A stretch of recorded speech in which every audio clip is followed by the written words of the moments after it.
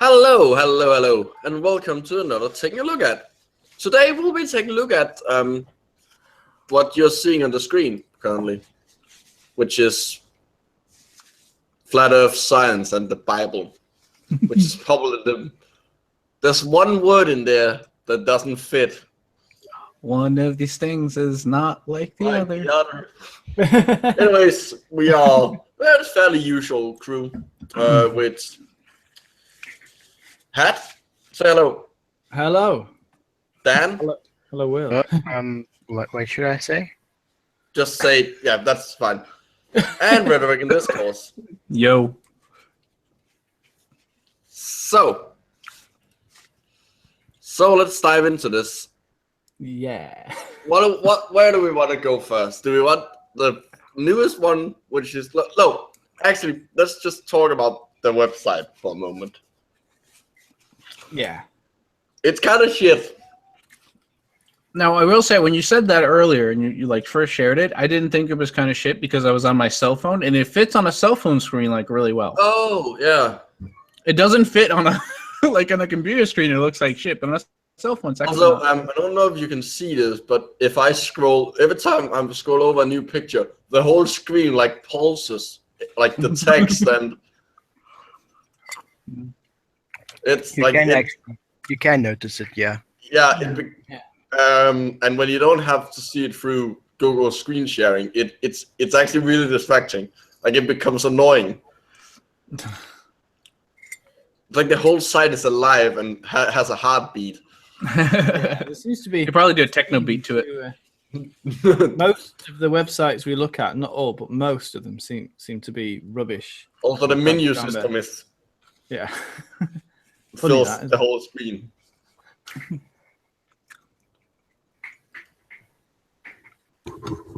And then that's the site is all these like I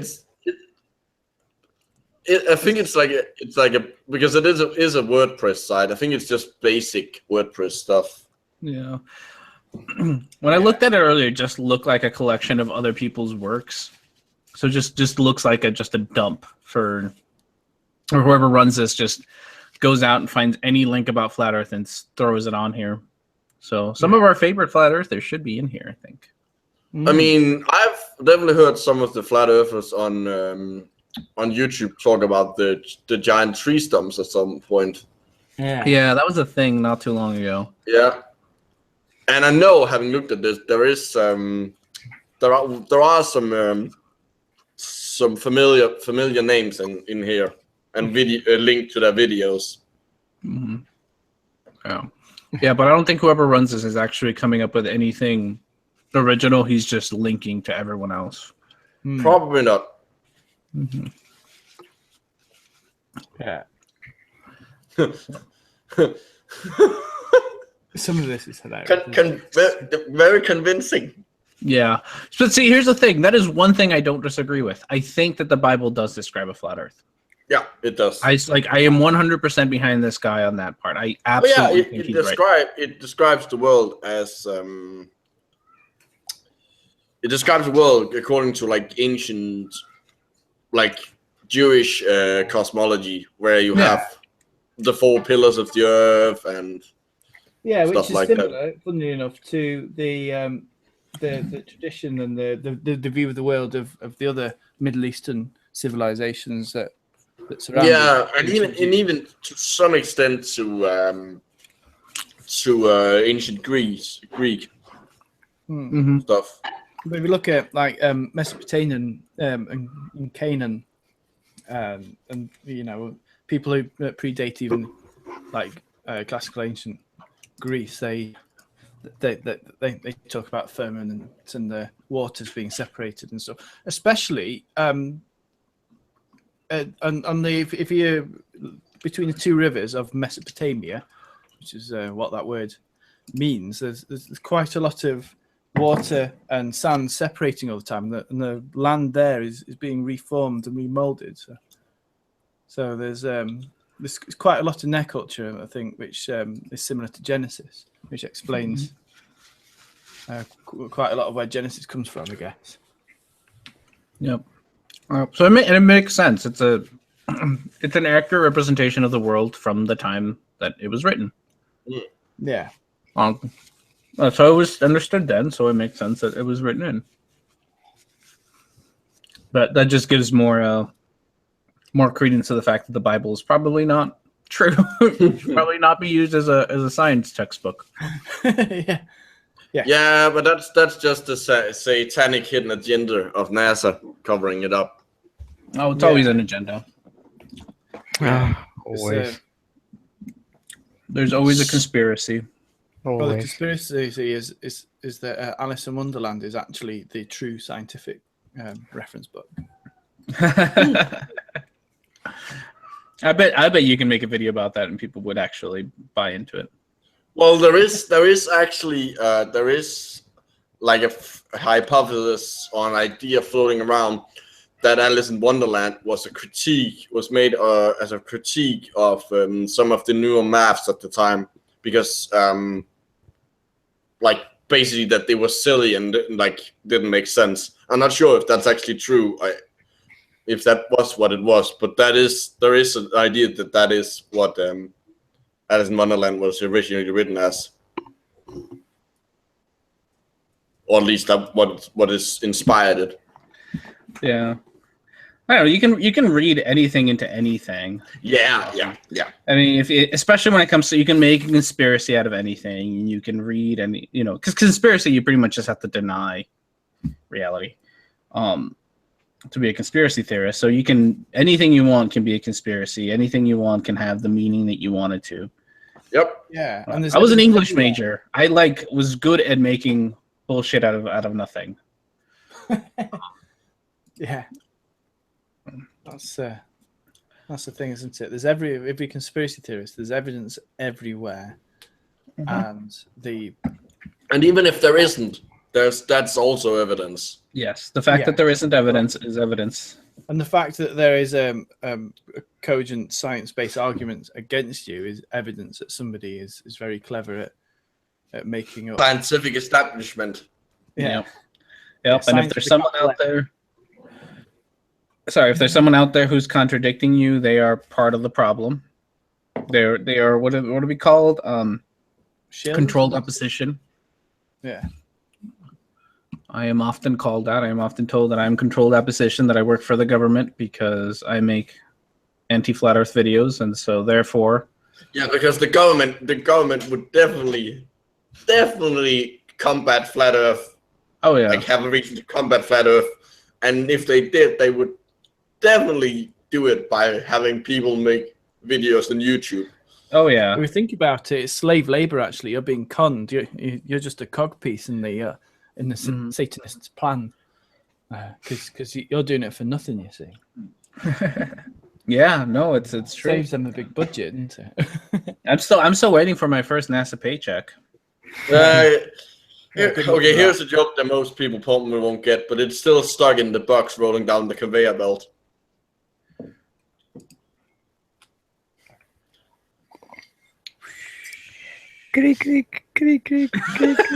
I wasn't really expecting a lot of people to get that. And then see there was tumbleweed. Yeah.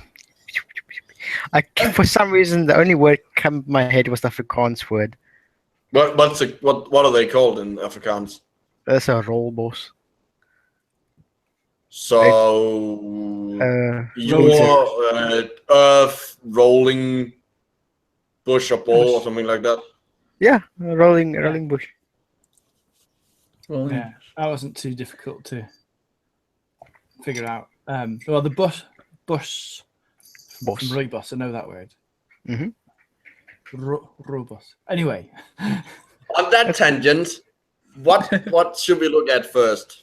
I want to look at the trees because silicon-based tree stumps that tickles my fancy. Let's see. Wow, this picture didn't scale well. It really fucking didn't, did it? No. And the thing, on the like left. this thing, it kind of looks like it's an annotation on a YouTube video. Yeah. No, where's the actual really texty? But Yes, that's me meowing, by the way. Oh, is it? I'm getting a little excited here. Oh god. So Oh is the fuck. image on the left actually a photo? Because it just looks. This one or this one? The one on the left. I feel like those are pterodactyls flying over. Yeah, that. I want them to be pterosaurs. Yeah. And the like the texture and the way this looks, like they look too similar. Yeah. Mm-hmm. Like, I'm fairly certain this is computer generated. But I mean, there are structures, there are plateaus like that in real life. Oh yeah. Do they have the chainsaw of gods embedded on the top of them, like the actual real logs on the right do? They've got like chainsaw, little diddy, arm's length chainsaw of man rash on the top of them. Do these big lumps of rock have like chainsaw of god marks? I mean, you would also kind of expect if there was a tree stumps, when that tree fell, like you would kind of expect there to be like a large crater, possibly some lava or something where it broke through the crust. Yeah, that's one fucking. I'm missing in the Bible. Sorry. You know those biblical chainsaws we had back then. Yeah, and where's the Bible story saying that in the heat of the day, God was wandering around the Garden of Eden with a big chainsaw, cutting down trees willy-nilly. Yeah, willy-nilly. But this is where the story of Paul Bunyan came by. You all know the story of Paul Bunyan? Oh, I was just about to make that joke. Damn it! Haha. I'm not sure. Chocolate Hat and Dan, do you know the story of Paul Bunyan? The fuck? Okay, so Paul Bunyan it's an American folktale, and it's a folktale about sort of the West, sort of as Americans were moving from the East Coast to the West Coast. This story popped out of this giant man who went across the country with a giant axe and cut down trees, and he had an ox, I think, like his companion was this blue ox, this giant something like ox. that. Yeah, but pretty much it was just a giant lumberjack. What do you call it? Lumberjack, yeah. Yeah. And so he would go across the U.S. and chop down these giant trees because, like, when you get to the West Coast, not necessarily the West Coast, but when you get to the West, you have those giant sequoia trees are like fucking huge. And so to cut them down, they came up with this mythological guy called Paul Bunyan who did that. It's a weird name. It is a weird name. Like what? Like that's like if I were to invent that myth, like giving him an actual name like that. That's. Well, yeah.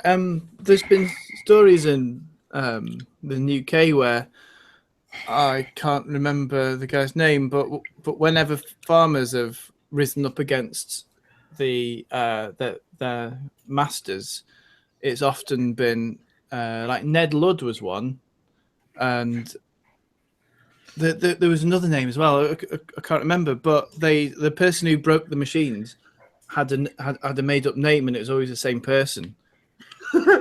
So Ned Ludd was one. It was like this made up character who went around breaking machines everywhere, and The Gremlin. yeah, essentially. Okay, Rhetoric&Discourse. I think you should have the honor of reading, since this is your home. You have the home team advantages. Yeah, you know, I'm gonna go on a quite little tangent here. I was just telling my wife before the show started because we were talking about it. She's like, "Oh, when's the show gonna start?" And I'm like, "Oh, in an hour or so." And like, I told them, "Oh, we found this flat Earth site. I think that's what we're gonna talk about today." And then I sat there for like 20 seconds, realizing that there's a portion of my brain that is dedicated to the flat Earth now. that is quite sad. Yeah, it's like, oh, there's like a lot of flat Earth nonsense in my head. Well, You have a portion of flat brain. all right, here we go. This is absolutely mind-blowing. And I yelled at because it's in all caps And with 3 exclamation and 3 points. exclamation marks. Mhm. This will totally change your thinking about our Earth and how you see it. We I'm have gonna seen say mes- no. No. Yeah. We have Yeah, I'm seen gonna mesas. We have seen mesas, buttes, and jagged rock mountains, but have we ever truly seen them for what they are? As a geologist, fuck yes, I have. Wait, okay. Like quickly, mesas and buttes, Buttes. butts. Buttes? Not No, sure. no. It's a butt. The butt. But It's a butt. is it an Those are architectural? butts. So what are those mesas? That's like Grand Canyon style stuff. Not really. No. Mm. A A mesa is mesa. like a hill that's sort of the top is cut off and it's flat at the top. Okay, and a butt is basically just a small version of a mesa. It's sort of like well, it actually does look like sort of like a tree stump, to be honest. A really Oh, big okay. one. So it's like Yeah, I could imagine where if you really have people that have no idea about geology or land formations, when they see a boot for the first time, they'll go, "That must have been one big fucking ass tree." But for mesas, no, mesas can have all sorts of weird different shapes, and they're definitely much bigger. I don't think anyone would confuse a mesa for a tree stump. but are they're also like raised plateau things Yeah, with a flat top? yeah, that's essentially the similarity between the two. It's a raised section of land with a flat top. Okay. Definitely not jagged, to be honest. Well, Yeah, I'm not here's sure what Jack Rock Mountains are. Well, jagged Uh, rock mountains are simply well, then again, it's definitely a the non-scientific term, to be honest. Yeah, I was But gonna say they're mountains made out of jagged rocks. no, basically all the mountains. Yeah. So here's I the would thing. guess like it's like newer mountains that are still Yeah. forming where they haven't been eroded as much. Yeah. Maybe. Yeah, definitely younger mountains than Yeah. more rugged, Yeah. brushed and more mature mountains. Mature mountains tend to be lower, don't they? Yeah, well, curvy. they are. And rounder. Yeah. Well, it depends on the surrounding geology. If it's Yeah, actually yeah. still a forming mountain, regardless of how old it is, it's going to be sort of on the high side. Right. Okay. Sure. It's the top that really tells you. If it's kind of rounded at the top, it's older. Yeah. Pretty much. Yeah. Why does it Oh, say? fuck me. Oh, God. Oh, fuck. Okay. Yeah, there's a lot of spoil. So yeah. Oh, the next photo Dan is is just, gonna cry today. that second photo is just We'll get to it. We'll get to it. All right. So even if you're a flat earther, this is going to blow your mind. Guys. There isn't anything left to blow. So This picture speak for themselves, but I highly recommend watching the video link below. I highly don't recommend it. It's like 2 hours long and awful. I think I made ChocolateHat watch it. Why flat Earth videos always hours and hours? I don't know. They're really because it's hard to explain bullshit. Here it is. It is fantastic, and it explains why these large rock structures are not lava formations, but are I don't something. I don't think anyone is claiming the lava formations.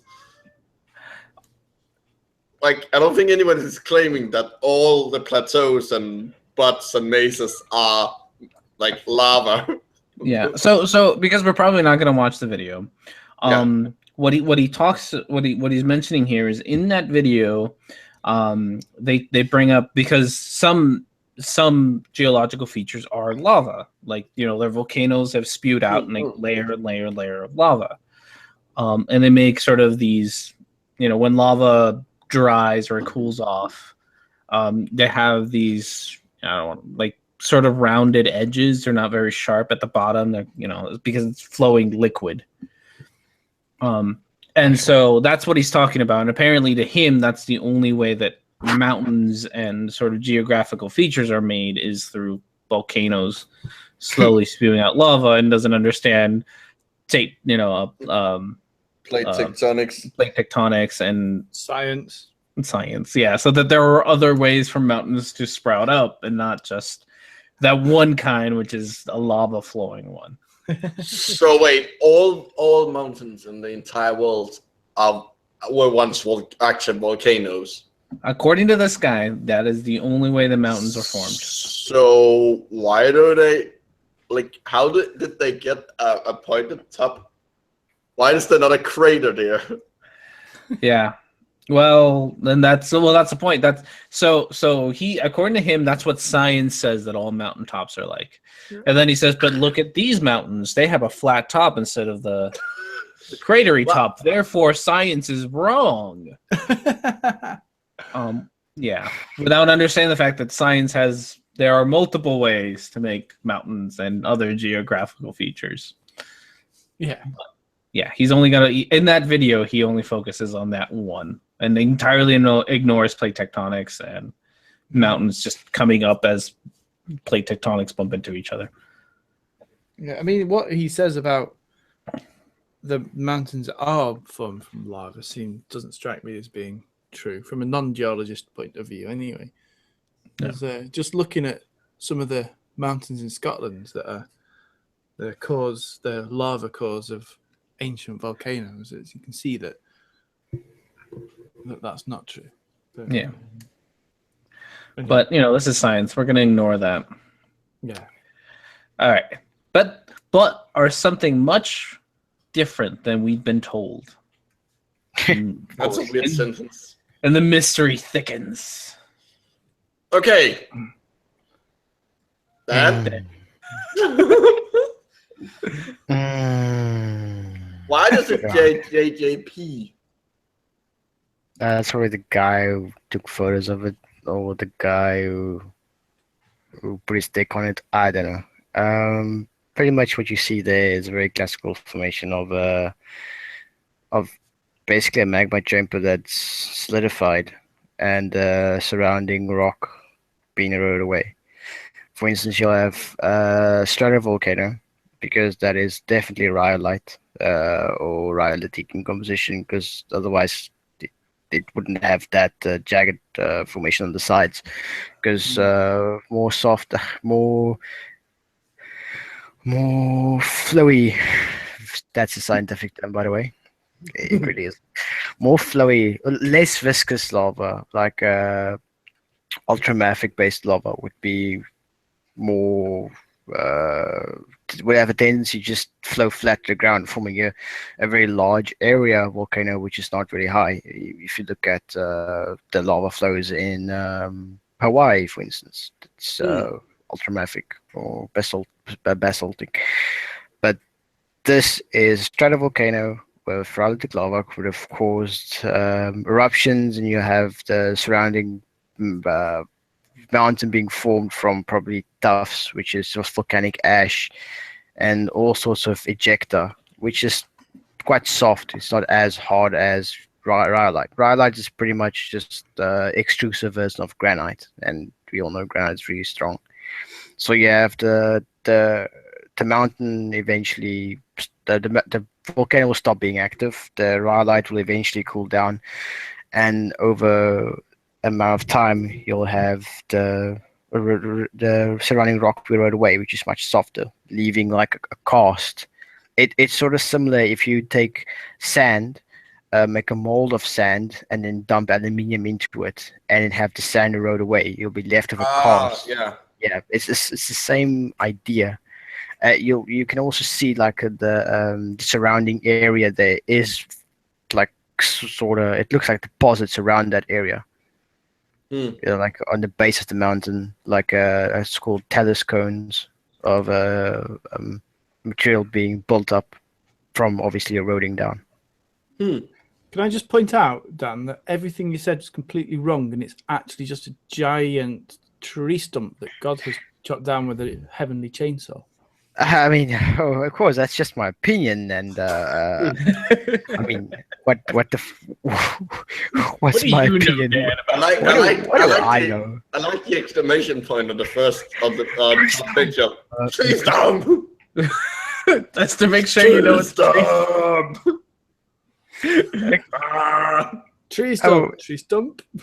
You could easily just go up to that mountain and just go take a geopic, move off a piece of rock, and just look at a microscope and see what it's composed of. Yeah. Also, if it's a giant fossilized tree, like we know how fossilized trees. There's like what you find in them. They're fairly easy to recognize under a microscope. Oh yeah, definitely. I've seen that, and we had at university we had so many pieces of fossilized tree. It's there's stumps that it's almost unreal how well fucking preserved they are. Hmm. But it's a silica rock. It's the constituents has been silicified is the word? No, that's not the word. Fossilized, mineralized. No.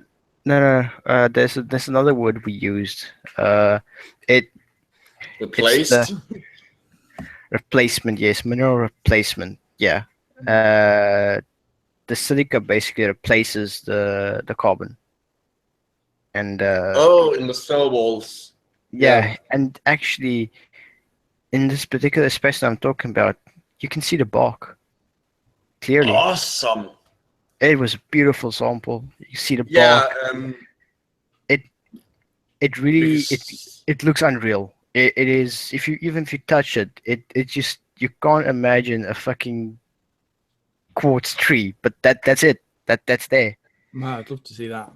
Yeah. Yeah, I mean, pretty cool. that kind of looks like bark, but it's obvious that because you're so and, far away, like close also- off, it's gonna look like rock. It's not like gonna look like not Also, like gonna look like. by the way, the rings are still there. Yeah, of course. Yeah. Yeah, the rings also there. It's brilliant. So going back to this mountain that looks like a tree stump, how is the one in the photo on the webpage? How high do you reckon that is? I mean, I can see the vegetation in the valley surrounding. It's pretty fucking high. It looks. Oh, massive. yeah. That one's called what? Is that Devil's Peak? Is that the one? I think it is Devil's Peak, eh? I think Let's so. see. Devil's. I only know this because I watched this goddamn 2-hour-long video.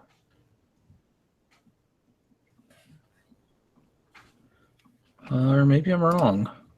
You know, I have a feeling that it's not the only that there's more than one thing. Yeah, Oh, yeah. there's more than one Devil's It's just- Peak. it's just Devil's Peak is well, It's a famous. fairly common name. yeah. Because I found a Devil's Peak that matches that photo. Yeah, Devil's Peak is the name of a mountain in USA. It's the mountain's name, Is not it just the Wyoming? feature name. I don't know. Yes, okay, it's Devil's Peak, Wyoming. And it's at an elevation of 5,112 feet. Can you say that in actual terms? It's not, sorry, it's not even Devil's Peak, it's Devil's Tower. Tower. Okay. Devil's Tower, so it was close. Okay. Metric. Oh wow. In metric. Oh my god. Feet to wow. fucking, what do you use? Meters? Just divide it by 3 to get a rough thingy. Rough Yeah, about. So elevation 1,558. Okay. Apparently there's a bit about a bear crawling up it. Oh Yeah. god, there is a bear curling of it. That's hilarious. So that's the 1,558 is its elevation, but the prominence is the height from base of the valley to the top of the peak. And that looks like it's still pretty big. All sides of it look like. Have you ever seen the Giant's Causeway in Fingal's Cave?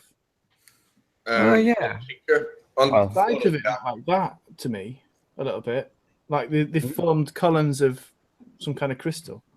Well, Yeah, yeah, those basalt are cooling. cooling quickly. It's actually a typical formation of basalt cooling. It has these hexagonal cooling patterns. Yeah.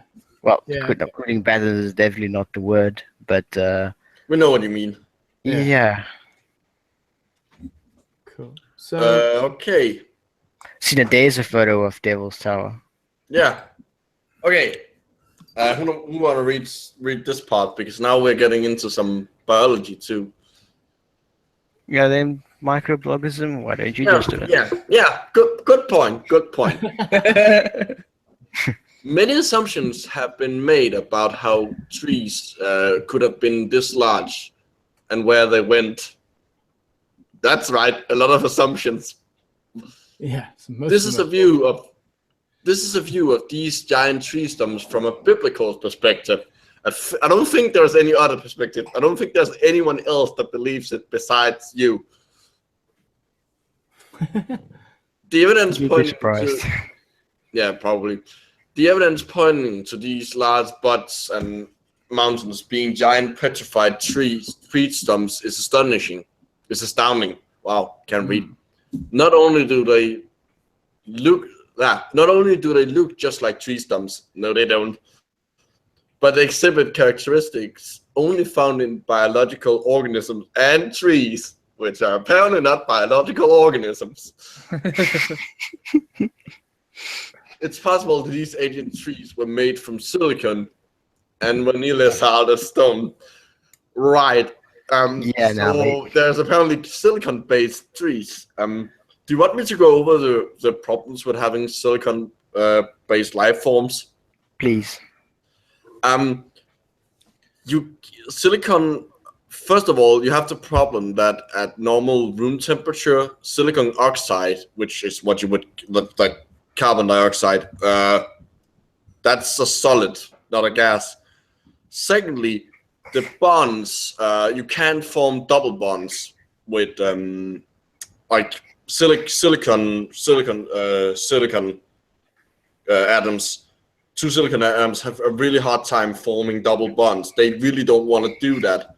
So you can get a lot fewer combinations of different molecules. There's also a host of other problems, but like overall, like while silicon is the thing that comes closest to carbon molecularly speaking, it's you can't make organisms like a tree out of it, because there is plenty of double bonds in the molecules in the tree. Basically, the physics just isn't right. Yeah. But yeah, okay, so okay, so apparently we are supposed to believe that, like, okay, this is kind of what the inside of a tree looks like. Yeah. That's like a cross section of a tree where you have. It's been a while since I've taken botany, so but they have different parts. Xylem. Xylem and something with F, something at pH. Where's my botany book? Let's see. I do have a botany book. Oh god. I have my notes somewhere, but I think the idea is supposed to be the large hexagonals, like that. Those supposed to be those. The problem with that is that like all of those individuals, like not the big ones, but the smaller ones, that's cells. That's individual cells with their cell walls.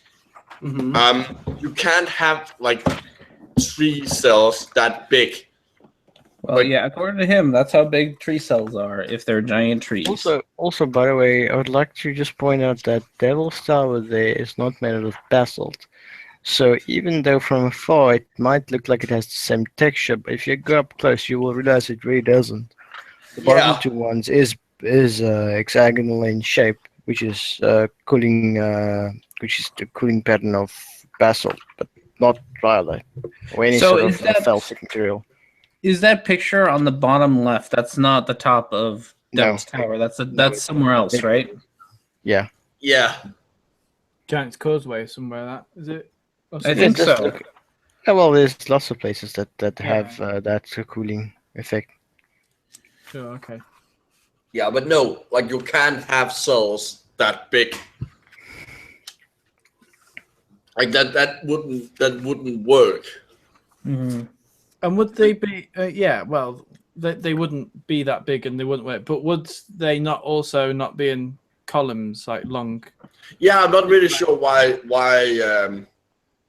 like if they're supposed to, because you would like if that was true, they would be stratified because like plant cells aren't like long cylinders. They're fairly flat actually. Also, you will notice these the cells here, they're not like neat hexagonal shape. They're kind of That one at the bottom is a hex. Oh, I guess that one is a hexagon. I Some thought of them the nice pretty blue photo in the top left. I thought that was like one of those gemstones you find. Like, no, John it's a Oh, it looks stain. like a tree. Well, yeah, it is. It's a stained. I think it's a stained photo where they've stained the cell walls, probably with I think. Oh, what's it called? It might be iodide, because iodide will turn blue when reacting with certain sugars. Okay. Like it's definitely some kind of staining technique to get it to get the It just makes the contrast easier to see between the cell walls and the inside of the cell. yeah. Like the cell wall absorbs the dye and it turns bright. Yeah. Blue, You can also and then- see there's nothing in between. Yeah. Like all the cells are empty. Yeah. But I haven't done botany in so long. I barely remember half this shit. Blah. But yeah, so the pictures don't even match.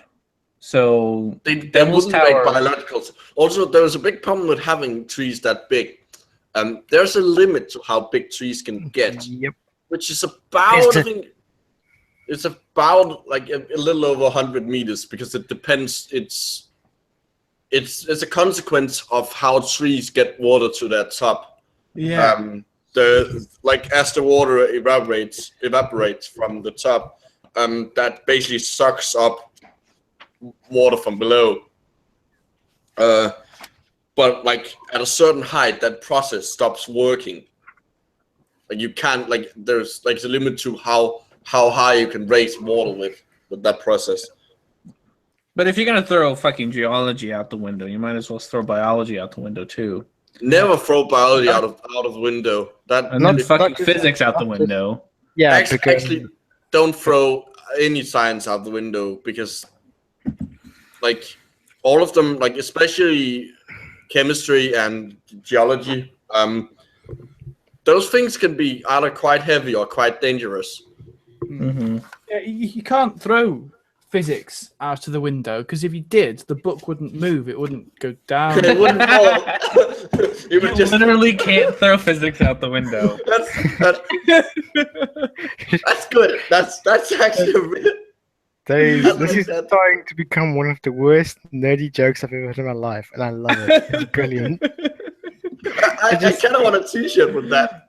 Just physics out the window. By the way, I just want to mention that there's a scaling problem as well when you start scaling things to that size. Yes. Because just plain simple, the structural integrity is not strong enough to handle that weight. Because the surface area and the volume doesn't grow proportionally. Exactly. That's also why the old Reddit well, not Reddit in particular, but the old internet question about fighting 100 horse, like dog-sized horses or one horse-sized dog. They're both retarded because both of them would die instantly. Because like a dog that large can't, its legs wouldn't be strong legs enough. would simply break, yeah. Yeah, and it would overheat. and the horses would freeze to death fairly quickly. Okay, because they So, sure, can't if have you enough put, energy, I know horses and right? Yeah, I right, think so. yeah, but if you put an Irish wolfhound and a Shetland pony together, they're kind It's of a pony. similar, aren't they? It's still a pony. It's not like a horse, yeah. And dogs No. dogs are fairly small. Yeah, well, Irish wolfhounds come up to you. I don't know. They're big anyway. Yeah, But they're they're fucking massive. thin. They're not as fat as a pony. But Irish wolfhounds have been bred, and ponies are. Shetland ponies have probably been bred, haven't they? Yeah, and they stay like they have adapted to being those sizes. Like Yeah. they're like you can't just scale things up. No. What? Okay, I like that we're apparently told where in the world we are because that's important. Venezuela, because obviously, it's just because it fucking Just because they look the it same. doesn't really even look kind like of look like a tree stump. it's a wonky cylinder. That's pretty much all it is. Yeah. That's it. Like that is the amount of evidence they have for this particular idea is the fact that trees, stumps kind of look like geographical features. Yep. And that's kind of looks like it. That looks more like a wall, really. Kind of right. Oh, this is gonna Oh be. God. So, Dan or Hat? Okay. Well, yeah. Okay, I've not read it. I'll do it. These giant trees point to the validity of the Bible and a very different world before the biblical flood occurred. Oh, that changes everything. I mean, you should have just started with the Bible, and then we would have just fucking bought into it, hook, line, and sinker. Yeah. We know so little about the antediluvian world before the flood, but there is much evidence that it had a much different atmosphere and a vastly different landscape than what we see today. It is also interesting to note that giant human skeletons have also been found from around the world. No, they haven't. Well, there's carvings of giant humans in. Oh yeah. Oh, Who was it? Was obviously- it Spirit Science who said Yeah. that? The giant statues in like Egypt Oh, and stuff. fuck, yeah, and Yeah, it shows that we're apparently- giants in the past. And the idea is that the more pairs of chromosomes you have, the bigger you are, which would mean that like there's a protist that has. Isn't there amoeba that's got like No, it's not an 50 amoeba. times our? It's not an amoeba. Yeah, there is an amoeba with a lot, but there is one that has like 16,000, and it's like a ciliate, Mhm. and it has a trick where it can split it up into like 300,000 chromosomes. Yeah. That would be bigger than the universe, following spirit science quote unquote logic. Wow, that's pretty big then. Yeah. Maybe And there we are live inside those fake pictures of people like digging up fake giant bones that. Yeah, the only place giant skeletons are found is in Photoshop. And let's not forget that entirely contradicts the trend that we've been going on, where we've been getting taller over time rather than shorter. Thanks to better nutrition. Yeah. Yeah. Maybe just going up and down. All right. Where were we? Oh, yeah. Pointing to time in the Earth's history when everything was much larger. Everything was much larger, obviously. God created the people at a much higher stature than we are today. We shrunk because of drastic environmental changes due to the worldwide flood. Explain how that works, please. Yeah, I feel like we should have a line in the geological column where it's like pre-flood, post-flood, and then pre-flood we should find like giant homes and like giant jars and like giant everything that we live in, but instead we don't. Yeah. Maybe they shrink over time Maybe. when they stop being used. So They're like, presumably have look you the same all size. seen? I don't know. We have these things in the States. They're like stupid little foam, like dinosaurs and shit. And you put them in water and they get really big. Oh yeah. Yeah. Yeah. So they're like the opposite of that. Like you add water and they shrink. Yeah. That's what Oh, the geological column is. Yeah. Right. I'll continue. Not only were the people naturally tall, they were highly advanced in technology and intellect. Note on the Nephilim. These people were naturally much taller than us when God made them. So when the Bible talks about giants, it's referring to people or Nephilim who were even taller than irregular humans alive at that time. I don't know about you, but I'm convinced. Yeah. I mean, they had those giant chainsaws to cut down those giant trees. Mm-hmm. And notice how all the pictures are just scaled up, even though that's not how, like, if you ever noticed, like, elephants, much bigger leg bones, like, than a human. Yeah. That would be if you just scaled them up to that size. I mean, just evolutionary, it would be so inconvenient to be that large. Yeah, because it means you have to get... So much more energy expended Yeah. on being that large. So much more resources you need. Okay, Dan, your turn. An enclosed hyperbaric atmosphere before the flood that was enhanced with carbon dioxide and enhanced with carbon dioxide. Also, you missed that the fact that it says in enclosed hyperbaric atmosphere. I didn't realize what I learned or what I read, but enhanced with carbon dioxide. It's a very hot place. Yeah, and oxygen would have provided for trees, plants, animals, and Wait, people. trees aren't plants anymore? Yeah, Nope. yep, they're of course they're not. Very large, much larger than anything else we see today. Hyperbaric chambers with increased oxygen and CO2 have been successful in growing huge vegetable plants today. Where's the source? Nowhere. So this is, if I remember right, this comes from this idea that like millions of years ago, we had a much oxygen-richer atmosphere, and in those times we had like the giant ferns and the giant crab Dragonflies and yeah.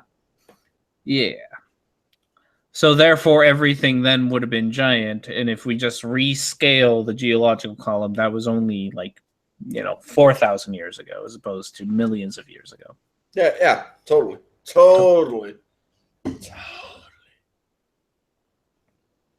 Yeah, and then somehow these giants left absolutely no geological evidence or anything behind. Not even giant poops. Yep. giant couple lights. Yeah. Is this my turn? Yeah. The enormous trees were also what helped create the oxygen-rich atmosphere inside the closed flat Earth dome. Wait, you just said that that the atmosphere was already enhanced with oxygen and carbon dioxide. Oh, so this is the giant tree cycle. It's like the Krebs cycle, but with giant trees. Yeah. You can buy it to work every morning. Mm-hmm. God created a very luscious, beautiful world with a variety of large plant life. But these trees didn't grow to his height. When God created the world, when God created the world, everything, people, plants, trees, animals, and the earth itself was created with the appearance of age. Because reasons. Everything. Yeah. Yeah, because reasons. Yeah. God created Adam and Eve in their mature adult state.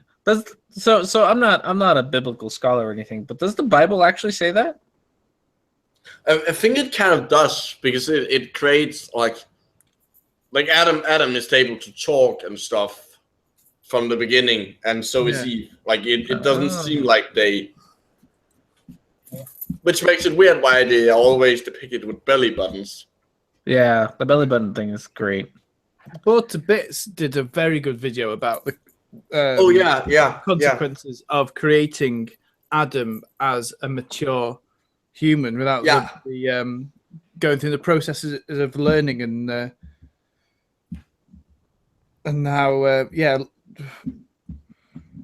growing up from a child's shapes neural networks, for example, and that is a really good video. Cortex. What the hell is he actually? Hey, He's not uploaded anything in a while. No, well, he said on his discussion page that he was busy doing charity work from. Fair enough. It just struck me that, like, oh wait, he's a thing. Yeah. So that's a very good video he did about. He did a whole bunch of videos about how you learn to see, and he took some very good case studies. There's one guy who was a CIA agent, but he was blinded at the age of 3, before the age of 3, but then he had an operation to restore sight, and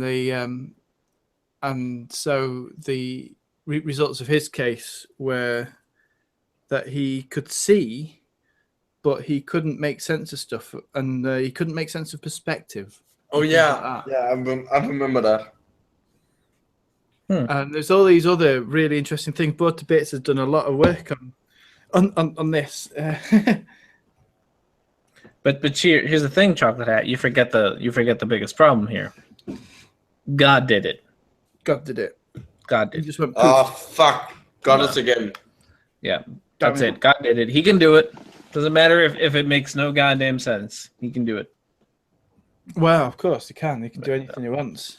Yeah. Yeah. Yes. So it's a joke about the unchanging God changing his mind and deciding to do things. Anyway, never mind. Let's continue reading. Let's see. These large trees were created in their fully mature state on the day they were created. This destroys the theory that the Earth is millions of years old. Our Earth is only about 6,000 years old. I like that they were like they on the day that they were created. Yeah. Yep. Can you please say that again? These large trees were created in their fully mature state on the day they were created. Yeah, so it keeps on going on about the hyperbaric atmosphere as well. I mean, what was going on there? Is the firmament pressurized? Is that why there's more? Well, apparently you can go to creationevidence.org and find out. Yeah, it's the you remember the ice. Yeah, the ice canopy. Wait. Well, it depends. I was about to suggest the ice sphere around Earth, but then I realized, we're dealing with flat Earth. Yeah, so it's a canopy. Kent Hovind was just like two little steps above this guy, at least. Yeah, Kent Hovind had this. And I don't know a lot of Hovind gets things right that you get wrong. You have a problem. Oh yeah. Yes. You have to seek help. It's time to stop. Yeah, and I don't know a lot of flat earthers who say that the firmament is ice. I don't know any who do that. Well, this guy doesn't have glass. So I've heard that it is like a glass-like thing with like water on the outside. So we're kind of like in an inverse fishbowl, where there's just lots of water outside of us, and we're inside of it, and the glass dome is sort of keeping all the water out. So I've heard that before. Oh, I see. So they're saying that the air pressure reflects the water pressure or something, are they? Because I'm seeing this as an analogy like a diving bell underwater. Yeah, and I think that's where they get this barometric air pressure. Yeah. Because they're suggesting that at one point back then the air was a greater pressure than it is now. Which Yeah. would explain why there's Yeah. more CO2 and oxygen in it, I guess. And where did the CO2 and oxygen go? Who knows? Yeah, well, yeah. How did we depressurize? Is the water still there? Did it all go? So many questions. Nobody knows. Only Nobody God. knows, who but did God it. did it. Yeah, God did it. As long as you Genesis remember that. 1:11 to 13 says, Then God said, let the land produce vegetation, seed-bearing plants. Yeah, that's pretty much all plants except the ones we have modified by breeding. Ferns don't do seeds. They have seeds, yeah. Ferns, no. Yes, they do. They do that weird thing. You mean that weird thing that's called alternation of generations that all plants do? Do something weird that's not seed-like. I'm gonna have to look this up. You keep going. I know I'm what being you're talking about, but like that thing that ferns produce are inside seeds. Okay, well, according to Wikipedia, Well, no, not inside seeds. vascular They're inside the. spores have neither seeds nor flowers. Okay, it's spores, but it's biblical Yeah. language. No, it's not seeds. And so I'm being pedantic about this because I did research on ferns in college. So So fair enough, it is spores, but the thing, the spore, the spore is actually that is found in modern plants, in all plants. It's just that it's like a collection of a few cells inside. well, I mean, the ferns are pollen modern. and- Well, we have modern ferns. Yeah. Anyways, God did it. And trees on the land that bear fruit with seed in it. Yeah, that is usually how fruits work. Considering that that's the definition of a fruit, having seeds in it. Yeah. Oh God, according to their various kinds. Jesus. Yeah, according to the various kinds. And it was so. No, it wasn't. The land produced vegetation. Plants bear. Yeah, I think we got that when you said all of that we got when you said, and it was so. You don't have to repeat it. And God saw it was good. Which, okay. And there was evening. Blah blah blah. It's Genesis. We all know this shit. Yeah. It's the best book. It's my favorite book, I think, of the It's Bible. actually really. I kind of enjoy Genesis. Yeah. It's poetic in its own way. It's a lot more. It's better than a lot of other because most of the Old Testament just becomes boring because it's just. Yeah, it's just Yeah. Then this guy did this thing. Yeah. Yeah. So and so did this and so did that, and there was great comeuppance. But going back to both the bits, he did a fantastic reading of Genesis verse by verse, taking it apart and comparing it with evidence. It's actually great. There's quite a few people who've done that. Yeah. That is one of the in the early days of YouTube atheism. That was one of the the favorite pastimes. Yeah. I guess it was. I like his because he's got he's got a good wit and he's very well researched. Yeah. But yeah, there's probably loads out there. Anyway. And if you haven't read it yet, also described in the Bible, in Ezekiel, blah blah blah. Yeah. mm-hmm. Sorry, I missed that. Before the flood, real picture. So I like this real- photographic evidence here of the pre-flood and I'm post-flood. fairly certain that looks like it's from a movie. That looks like it's like fan art from DeviantArt. Or that, yeah. Yeah. Isn't that something from Avatar though? Only- Yeah, but I think there was more weird colors, and there was only one big tree in that, Oh yeah. which tumbled over, and for some reason all of the important minerals were under that. There's nowhere else on the entire planet. There was one lump of it under that tree. mm-hmm. That's it. Maybe it was a lump. And it was so, and you had to move the tree. You couldn't just barrel under with all your space technology. Nope. No. Wow, that's to make it exciting. And there was nowhere else in the universe. Only there. and you had to get it because people are evil and destroyed the replacement Indians. Yeah. Stand-in Indians. Yeah. Space Indian. Goddamn modern Pocahontas. Space Pocahontas. It really is. It's Pocahontas with space weapons. Yeah. Pocahontas in space. All right, whose turn is it to read? Chocolate. Oh, is it? Okay. The flood that God sent to destroy the earth and its wickedness was so destructive that it leveled the trees and completely changed the earth's terrain and atmosphere. This is why there are so many deserts and barren places. Evidence for a worldwide flood are everywhere. Except not. Except the fact that Egypt has a continuous history for the last 4,000 years. Yeah. Also, remember, it's enough to destroy giant silicon trees. Yeah. But a tiny boat made out of wood can survive. Maybe it's made out of silicon wood. I was just about to suggest Maybe that. that's what gopher wood is made out of silicon. So Noah was in a giant rock. Yeah.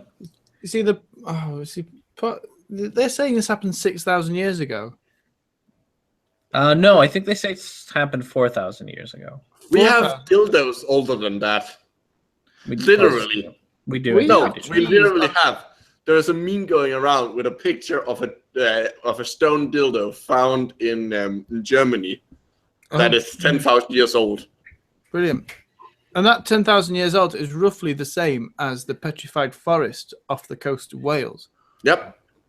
Isn't like the oldest tree like around the 10,000 mark? It was about 7,000, I thought. There's one. It's a spruce or something like that. Yeah, there's a spruce on a isn't it mountain. That is 900 and something years old. No, it's like there's one that's in the thousands. Yeah, there's a No, yew tree. 9,000. Sorry, 9,000. Okay. Yeah. I mean, technically, there is a plant. I can't remember what it's called. There's But a it's pine tree that's 5,000 years old in California. Technically, there is a plant. I can't remember what it's called, but it's technically 14 million years old because it can't produce seeds. It only reproduces through the same way as where they have something that goes out that then establishes a new plant. Yeah. So technically this plant has been the same organism with the same genetics has been alive for millions of years. Yeah. It's like the Chinese teapot that's so stained in tea that it's unwashed, that every time you pour water in it's still the same cup of tea and it's been going for thousands of years. Oh wow. Yeah. I think that's hearsay, but Yeah. I know there's colony trees that are older than the 7th. I think 5,000 is the oldest living one organism tree. And I think everything else is colonies of organisms, like you said, with they branch out and have runners that grow a new organism. Yeah. And those are older. Those are 10,000 years old. Yeah. But yeah, so I guess this flood was strong enough to knock over giant trees, but so delicate that it could carve out these little curves into the Grand Canyon and whatnot. I'm gonna say that's a fairly normal riverbed with some strata. Yeah. That to me looks like air and dust. Oh yeah, it could. That one might be one of those. Yeah. Dan. That's definitely water. That one's water. Yeah, it's not a vent effect. That.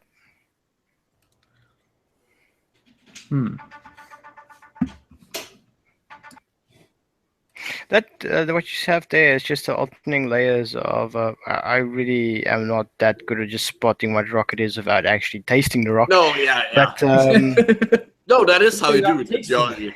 I'm actually that serious. Yeah. Yeah, it's just alternating facts of hardness of the various depositions there. You maybe have a more depending on it. It depends on how aroused the rock is, how hard it is. But yeah, there you just have looks just like a iron-rich sort of clay minerals, and then more quartz-rich minerals. But yeah, just the varying hardnesses gives it the various that texture basically. But yeah, no, it's just water going through there.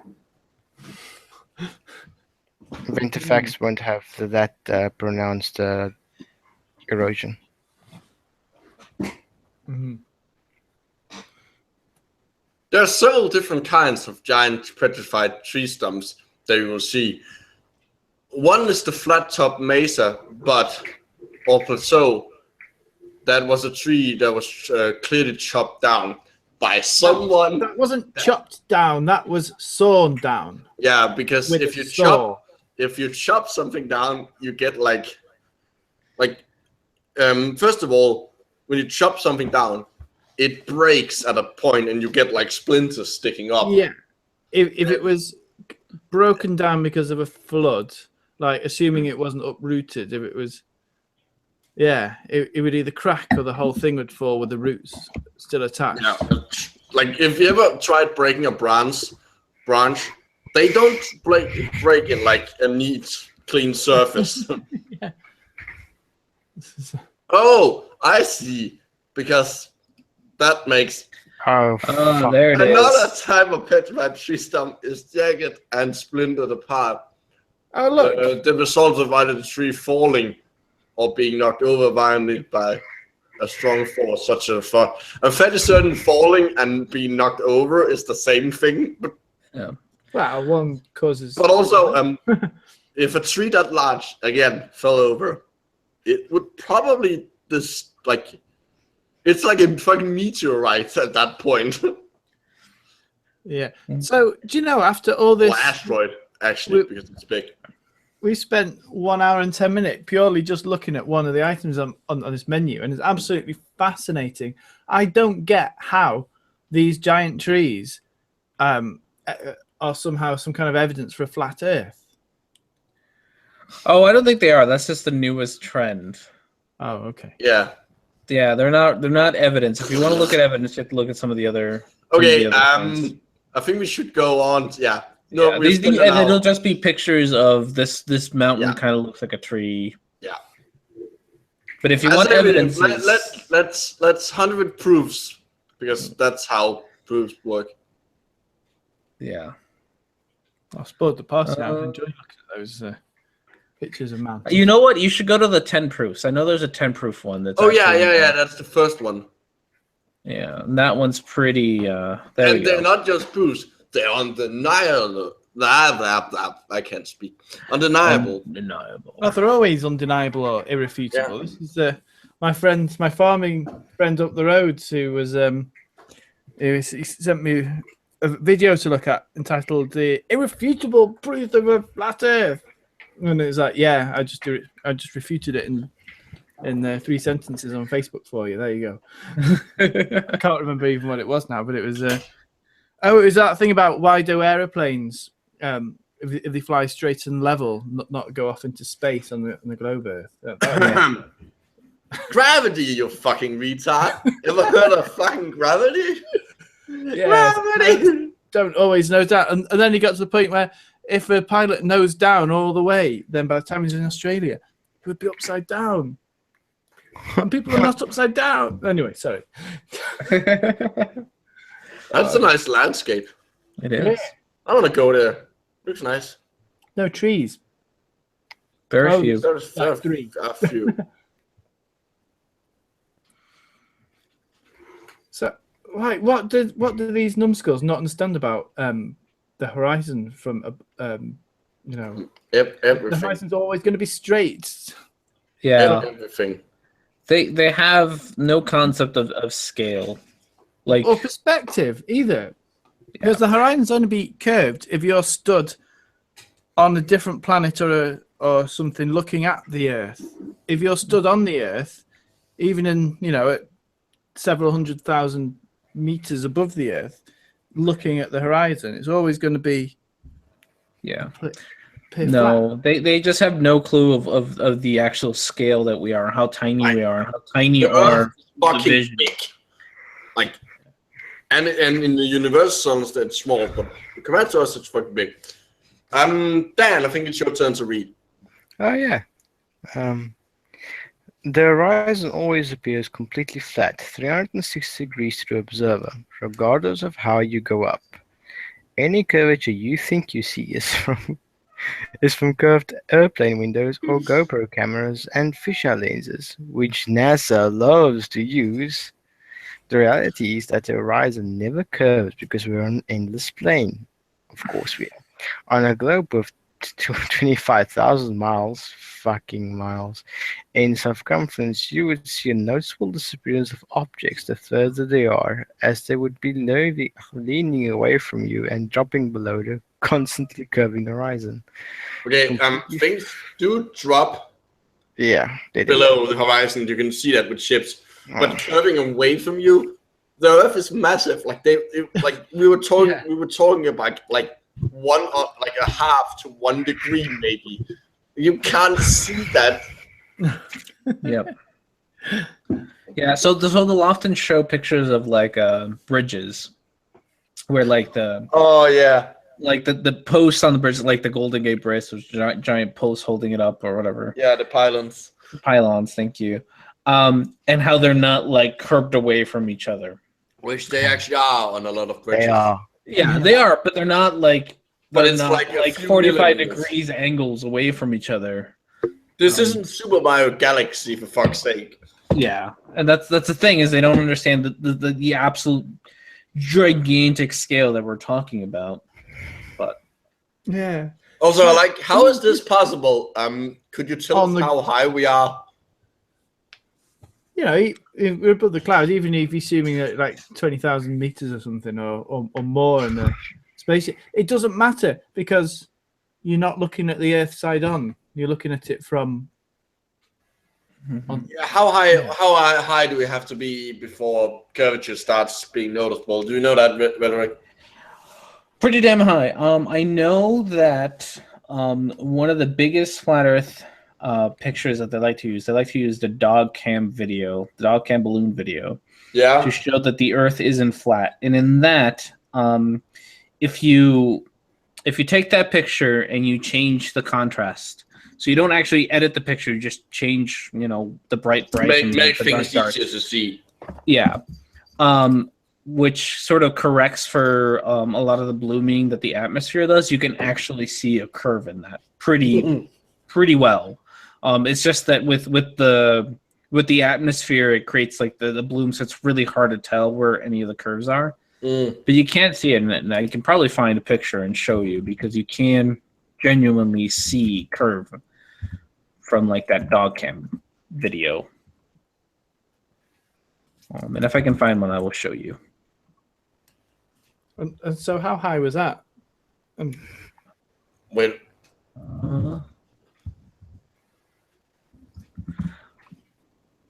Let's see. Why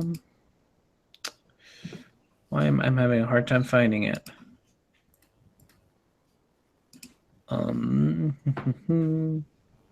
One source here says 110,000 feet. I'm not sure how much that is in y'all's. That's about 40,000 meters. Yeah. Right, it's the horizon level doesn't drop as you get higher. Well, actually, it does. It does. Yeah, it's just that it's very, very little. Yeah, because it's so massive. I'm not. I think it's Rhetoric's turn to read. Is it? And if you want to see that, just because I want to promote myself, I actually have a video where I did that. I went to, I was out in Las Vegas, and I took a picture of the horizon from one of the clubs that I was at. I took a picture of the horizon with a theodolite on my phone, and leveled it, and it was, put it was like point something degrees lower because I was a little bit up high. And then the next day, I was flying home on the airplane. I took a picture, and it's like 3 degrees. I was thinking of that video, actually, and I forgot it was you. Yeah, Sorry, no, that was me. Yeah, so I did that, and it really genuinely is actually. It's about 3 degrees from an airplane. You can't see it with your naked eye No, at all. There's 3 no degrees. way to see 3-degree difference. No, because because eyes are not very good at seeing. Also, I would like to Objective. point out that that picture, the bottom picture. No, the middle picture. Sorry, that must have been taken through one of those airplane windows that are supposed to be curving everything, but somehow isn't. Yeah, I'm not sure because you can actually see the roof of the fuselage or something. Yeah, but there kind of has to be another plane there. Yeah. Or yeah. Oh yeah, okay, it could be taken by a camera on the outside of the plane, I guess. Somebody clinging on for dear life from the outside. yeah, and that's genuinely a conspiracy. Is that airplane windows are designed to show curvature? Yeah, but somehow they don't do that when you're at ground level. Yeah, somehow They everything somehow is so change. straight.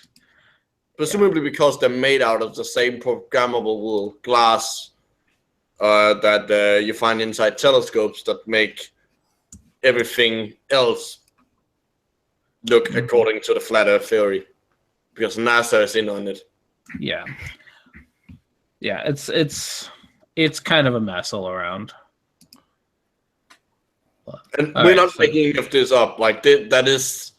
Oh no, yeah, yeah. So there's a company, I can't remember their name right now, right off the top of my head, but they are making cabins so that instead of having windows, you can have more or less just a giant screen on your side. Yeah. That's like what they want to do with their airplanes. They want to create these things.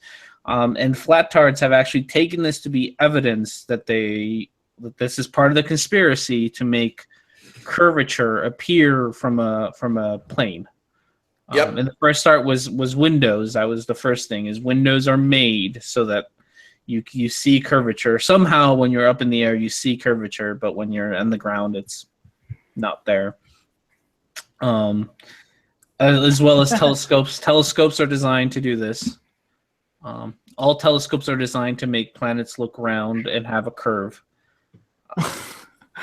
As opposed to I'm making this shit up. Like this is genuinely what they promote. what would it look like without a curve correcting telescope?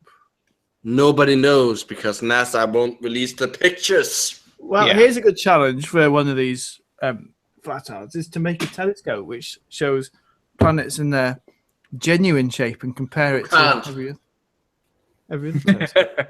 You can't because the glass is in on the conspiracy. Yeah. Oh. Even them inanimate objects are against them. Yeah. So. Yeah, it's kind of. So, read. The horizon always rises to meet your eye level. No matter how high in altitude you go. Even at 20 miles up, the horizon rises to meet the observer camera. Well, This is only physically possible if the Earth is a huge, endless flat plane. Or if your eyes automatically stare at the horizon when you look at it. Yeah. Or so a lot of the pictures that they show no. is this. Like, is just people focusing the camera so that the horizon more or less takes up half the image. Or, the sky takes up half and the Earth takes up framing half. the... Yeah, so, I mean, you can do that from any level. But, I mean, it wouldn't be... Like, if you have an endless plane, the horizon wouldn't keep rising because at some point you wouldn't be able to see further because there would be... Like, the air would be in the way. You would still have a horizon. Yeah. And the horizon would actually go, disappear below you as you rose. Because you would be able to see, you would be further away. And so you would be looking for more and more air. Yeah. Yeah, so it would get fuzzier and fuzzier. Yeah. Okay. So, just because while you all were talking, and because I said that I would do this, Do you mind if I share my screen? Because I have that dog cam picture with the no curve on it. No problem. I will present you as soon as your screen share. All right. So you should be able to see this is the dog cam picture that the flatards like to say, and look, we're at like 100,000 whatever feet. I think it's like it's like 100,000. Probably more, actually. I think they say it's 110,000 feet. I mean, I can see the curvature just looking at it now. Yeah, and you can see the bloom sort of makes the curvature really hard to see. And so all I'm doing now, not changing the image, I'm just changing the contrast, is as you change the contrast, the curve becomes very obvious. Like there's a curve there. And it didn't change the image. The image is still the same size. I haven't messed with it. All I did was change the contrast. So you can actually see curve from high altitude balloons.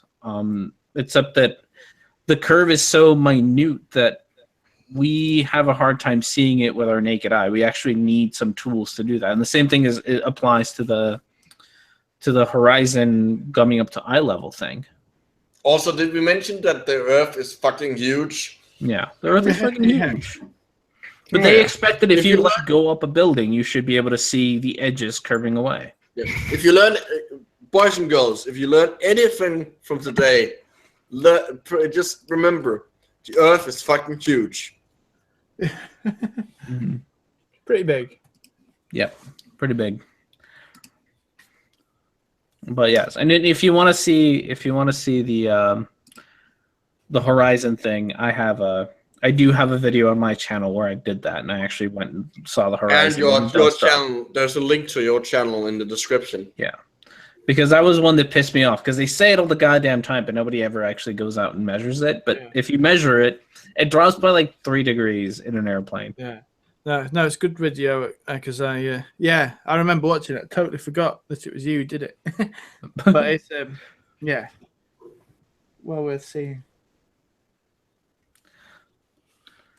All right. So what do we have? What's our number 3? Yeah, that's basically okay. This is basically what we just talked about. Also, that Earth is not sure why it matters that it's spinning or not. That it doesn't really matter. But like that Earth is way smaller. Tiny in comparison to our own. Yeah. Apparently, number 3, it has to do with water always being level, because they don't know what level means. No. Or gravity. Yeah, this is pretty much the same thing as the aeroplane that you have to pitch the nose down to fly around the world. It's the same thing, isn't it? Like the gravity. You see, the one on the bottom, water never curves, with an X next to it, is actually more like what the ocean looks like. Yeah. Also, water never curves. Surface tension. Yeah. I can make water curve, not at that scale using surface tension, but I can make water curve. Yeah. Also, drops. Didn't you do a video on that as well?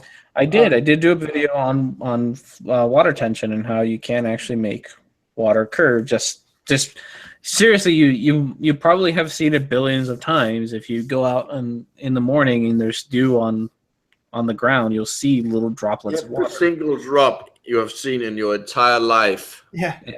Water likes to cling to itself. It's a whole teardrop shape, kind of. Yeah, so water does like to curve. It's got no problem doing that. But the real water has curves. But the vast expanse of the ocean doesn't. It's not quite the same as that surface tension phenomena, as it's more to do with it sitting on the Earth's surface, gravity, by constant gravity. Yeah, gravity, and the so yes, physics of water is to find and maintain its level. Level doesn't mean flat. Level means that it's perpendicular to that it's on. Yeah, and level is I mean, it's relative to the position you are at the moment you take that reading Yes. of level. It's not. There isn't a universal level. That Sorry, is- not perpendicular. No, I misspoke. Not perpendicular, parallel. No, you said perpendicular. Well, it's perpendicular to the ground, right? No, Yeah. perpendicular No, to it's the it's parallel. parallel That to would- the ground, perpendicular to the center of the earth. Yeah. Like, yeah. It makes it 90 degree. And level will be level no matter where you are on Earth. Like there is no universal level. It's level to Quite a lot you. of these flat earthers, they don't get that gravity does it, like there isn't an up and down in space. No, they'll often talk about up and down as a universal thing. That up and down is like so I have actually been asked, like, how can somebody be in Australia like they're upside down? It's like, no, they're not actually upside down because there is no universal up and down. Because there's no universal reference frame. I mean, if you want to think about it that way, sure, but that's a weird way to think about it. Like, And goes against theory of relativity. yeah, like there is no universal up down. There's just a relative up and down. If the Earth were a giant spinning, I'm not sure why it's like why it matters that it's spinning or Oh, tilting. I can tell you why it matters that it's spinning, but I'll let you finish and then I'll tell you why it matters. That it's spinning. Tilting and hurtling through space, then truly flat. That sentence doesn't really. Then okay, it does. It's just me not being able to read. Sorry. Then truly flat, consistently level surfaces would not exist here. Yeah. So often flat earthers ask the question of if you get like a ball, like a tennis ball or something, you get it wet and you spin it, why doesn't the water stay on it? Because it stays on the earth. And of course they spin it at like 60, 70 revolutions per minute. Yeah. So that's where that like constant spinning thing. They don't every 24 hours. Yeah. So surface-wise, we're spinning really fast. Like on the surface, on the equator, we are spinning like at 1,000 miles an hour. Yeah. But like as a whole unit, we are spinning very slow. It is one turn every 24 hours. It is fucking slow. Yeah. So you can't just take a ball and like hurl it into the air spinning and say, look, water didn't stick onto it. You actually have to like spin it really, really Also, slow. the water's like there was like a thing called gravity. Yeah. Yeah, and then it ignores gravity altogether. It's pretty bad. And There would I be bet a if massive- you put a tennis ball in a bucket of water and then threw it in the air with severe spin on it, when you caught the tennis ball again, it would still be wet. It would probably still be wet. No, I definitely won't. And if you actually spun it at the rate that the Earth is spinning, it would. You water would wouldn't be still- able to. The friction would stop it.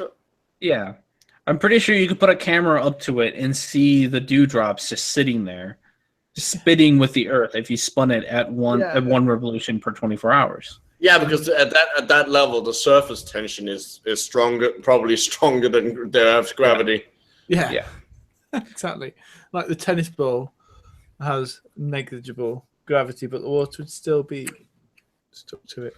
Yeah. Hilarious. But at the There end, would be a massive bulge of water in the ocean because of the curvature of the Earth. What? yeah, If the Earth was curved and spitting, the oceans of water would flow down the level and cover land. What? Some rivers would impossible. Wait, no, like there isn't an up and down. It's always like gravity goes towards the center of the Earth. yeah. So I actually genuinely had somebody ask me how the Nile River worked, because if you picture it, it would start at the top of the ball and then make it down. But if you like at one point it would have to go uphill up the curb. It's ridiculous. Like, yes, it's just this idea that there is no universal up and down.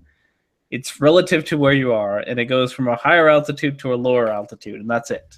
That's all you need to know. The rest of this seems to be more of the same. Yeah. No. Let's see what number 4 is. The globe is a lie. Earth is flat. Please search it.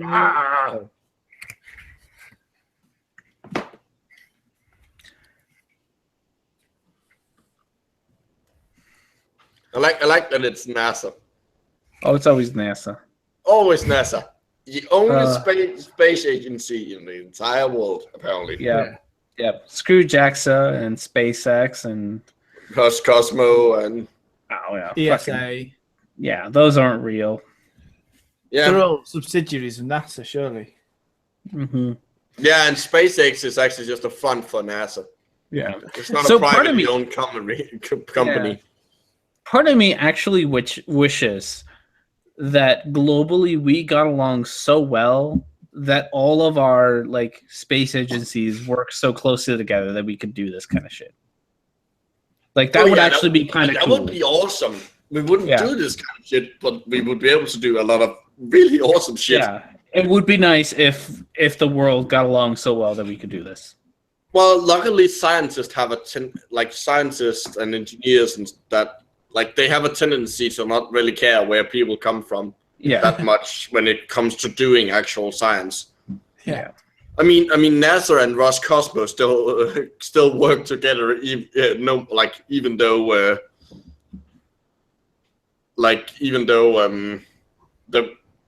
the U.S. And Russian governments might not be that friendly to each other. yeah. But just imagine if the world got along so well that the Russian government and the U.S. government got together and jointly funded something to this like To this degree. extent, yeah. Yeah.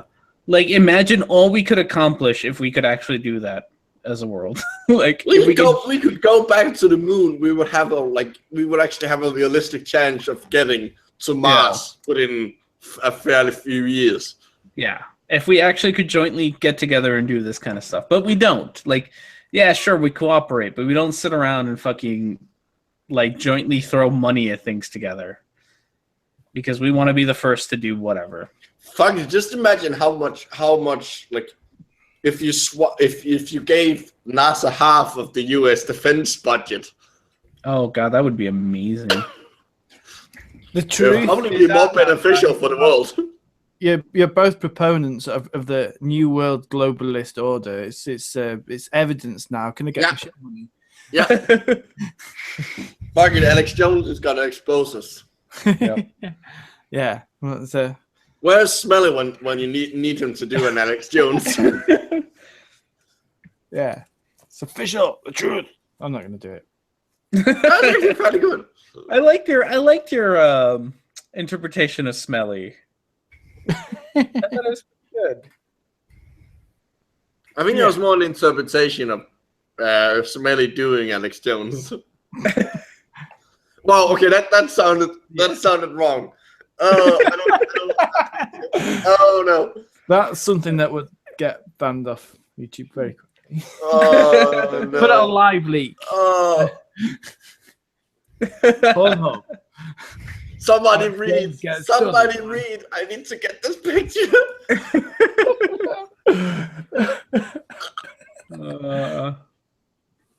You see, I've never seen a picture of Smelly, so I can only imagine what he actually looks like. Oh, You he want looks bear? like a bear. Yeah. Oh, is he just a bear? No, he genuinely like he's got like thick black bear as in beard face, and No, he kind genuinely of looks close to what I imagined. Then, yeah, Like big Imagine- beard, big hair. yeah. Pretty no, much his avatar is pretty much spot on, to be honest. Yeah, no, he looks like a bear. You think we're kidding, but we're not. we really Like really he chose that avatar pretty well. yeah. Oh yeah. Is that why he didn't get sued for copyright and Bearing did? Because actually, it's just a photo of himself. Pretty much. Also, he didn't like get the picture from a popular cartoon Also, series. Bering stole shit. Like, I'm not gonna even feel bad for Well, him. technically, Smellies is actually from. It is a picture from he found on the internet, but it's on. I think it's actually under fair use, and it's not like Yeah, a popular cartoon. yeah, exactly. Yeah, it wasn't somebody else's Yeah. cartoon. Yeah. Yeah, no. Bering walked into his own nonsense. Oh, he That did. was- That. Yeah. Yeah, like, I'm not gonna feel bad for that part. Like, No, yeah. But now we good need to get on to something dumb, really dumb. What? Even dumber than this? That's then stealing. Yes, Oh yeah, flat earthing. Yeah. flat earthing. First came planking, now flat earthing. All right, Chocolate Hat, your turn. Oh God, is it? Right. 4. If Earth were a ball, 25,000 miles. So probably about. Hang on. So 25. 1.6. Wow. You have to. Yeah. So it's about 25 plus about 13. So anyway, yeah. K. 40K in circumference. As NASA and modern astronomy claims. Also, ancient astronomy claims. Yeah. Ah, Also, Like, we have known the size of the Earth for a very long time. yeah, Yeah, and yeah. shape and Eratosthenes. Yeah. Spherical trigonometry dictates the surface of all standing water must curve downwards and easily measurable 8 inches per mile multiplied by the square of the distance. Is that true? No, not at all. Not no, remotely. that sound. It's like you can tell that it's made up because it says 8 inches per mile squared by the distance. And So that's an accurate equation to measure the tangent of you to the Earth's surface. But it doesn't really make sense to have 8 inches per mile and then squared with the distance. So 8 inches per mile squared is usually how I see it. He wrote it kind of weird. no, because like what they're saying there, wouldn't that be a curve of ever increasing tightness? Like it. So it would be so pretty much what he's saying is if you and a person that was exactly your height were a mile away, that person would be 8 inches shorter than you. Yeah, where does the square come into that? So then if he was 2 miles away, he would be 16 inches? No. Yeah, 16 inches. Oh, like that. Okay, now it makes sense. Yeah, It's not the clearest little sentence, is it? yeah, it's No, weird, it's not. it's written really weird. Yeah. So So let's he's say- not technically wrong because it's the equation for the tangent of a line off the Earth. But he's Yeah, not technically correct on how we view things because we don't view Also, like 8 inches per mile. Yeah, that's. I mean that it's not a whole lot. You're not gonna notice that really. No, you won't. But what happens is it's at short distances, it's fine. But then when you get to really large distances, so when you get to like 20 miles, it gets really like because it's a square, it's a exponential growth. At like 20 miles, it's really huge. Where in reality, it's not actually that big. No. There are actual sites that have the actual trigonometry for this, and you can plug in numbers, and it'll spit out the answer for you. So 8 inches is about 20 centimeters, Mm-hmm. and a mile is about 1,600 meters. But yeah. So So he's there's not wrong, but he's not right. No, and there are tests. There's a very famous experiment, wasn't there, where there's a That's exactly what it's the Bedford level experiments. That the video below. Yeah. So there are tests. The Bedford experiment was debunked back in its own time. Yeah, because it had that basically the Bedford experiment where they had a long channel and they set up some poles or something, right? And then look through it. Poles. The problem is that like the air just above water is cold Yeah. because water has a higher heat capacity than air. Yeah. And also it's flowing, which causes the air to the light to refract through the air as it passes from that cold level to the warmer level. Yeah, so the first attempt at the experiment had that fault, but then didn't they correct for that later? Yeah. Yeah. Like even like a year or two after that Bedford experiment was done, they did it. Yeah. So Because like everybody else fairly quickly realized what was going on. Mm-hmm.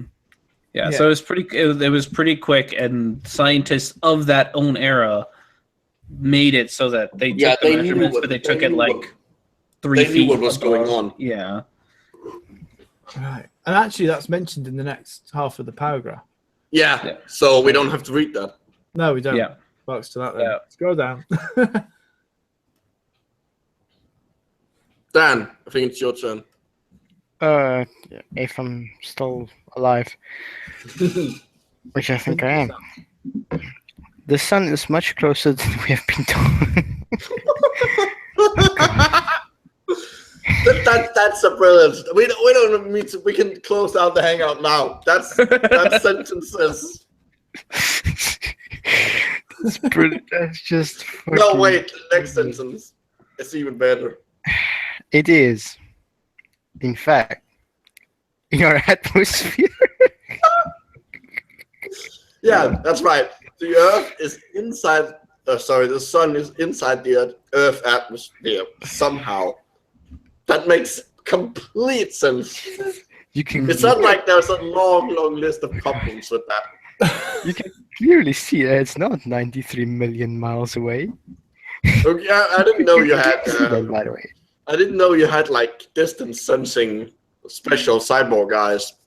I mean, of course you can see that it's 93. It's not 1933 miles away. This guy is apparently the Terminator. We're screwed. Many times you can see the sun's rays shooting out of a cloud, forming a triangle. Yeah, I hope we get to that soon. Oh God, should we explain it now? I think it's one of the ones here. It comes right below it. Yeah, right below. So we'll get to that. We'll get to that. There's a rather obvious explanation.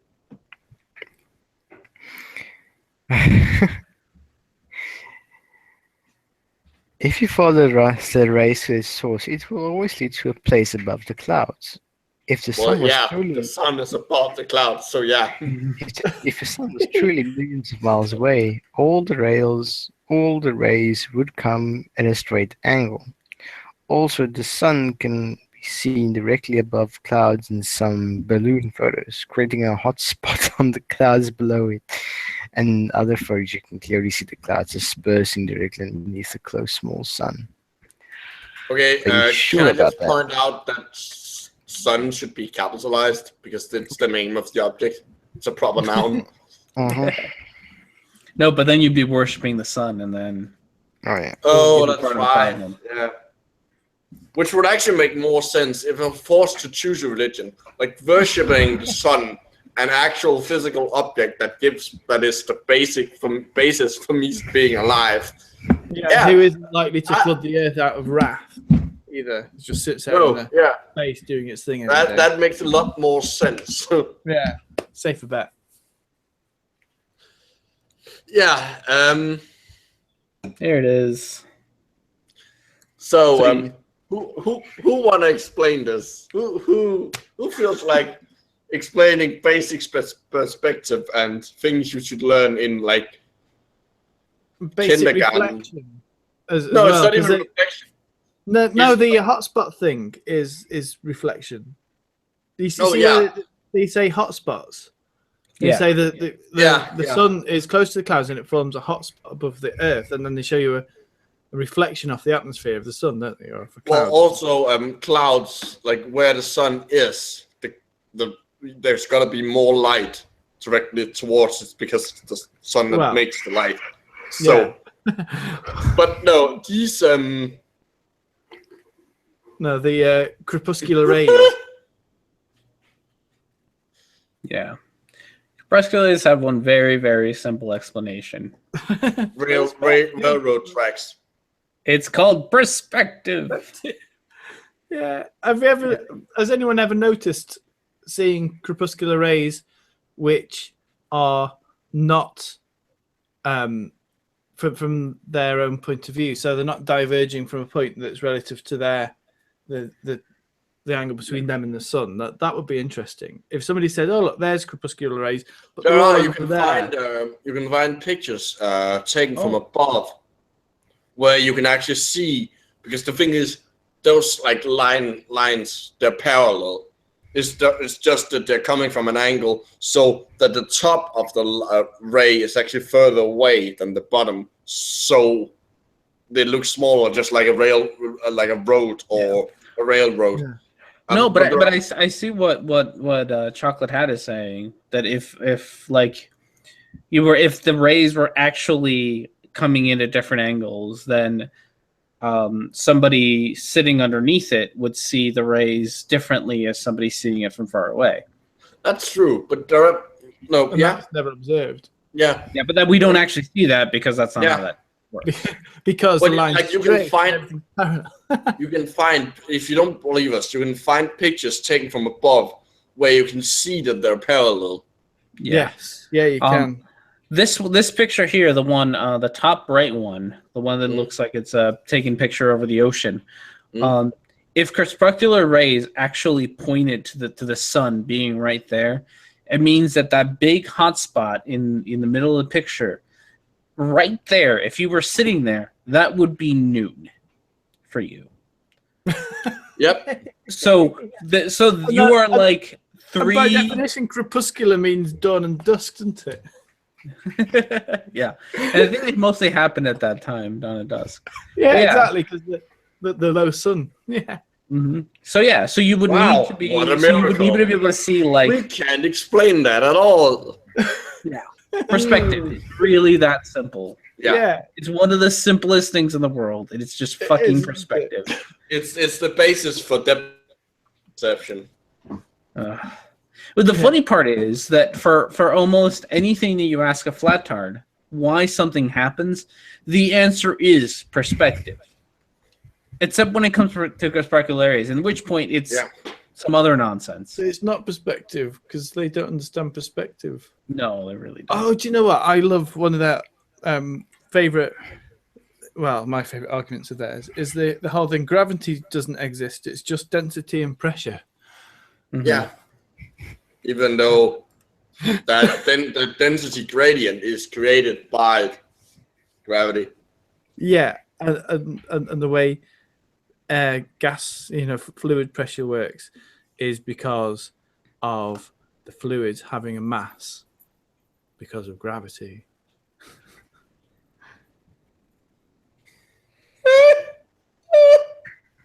I just wish you could do that little the Martin 81 does. It's like, gravity, you idiot. Wish you had that clip. No, it's not in my Mortimer. It's Desert File. Desert File, yeah. Gravity, you fucking retard. Ever heard of fucking gravity? Gravity. It's in response. It was in response to someone asking why planets were round. All the planets were round. Yeah.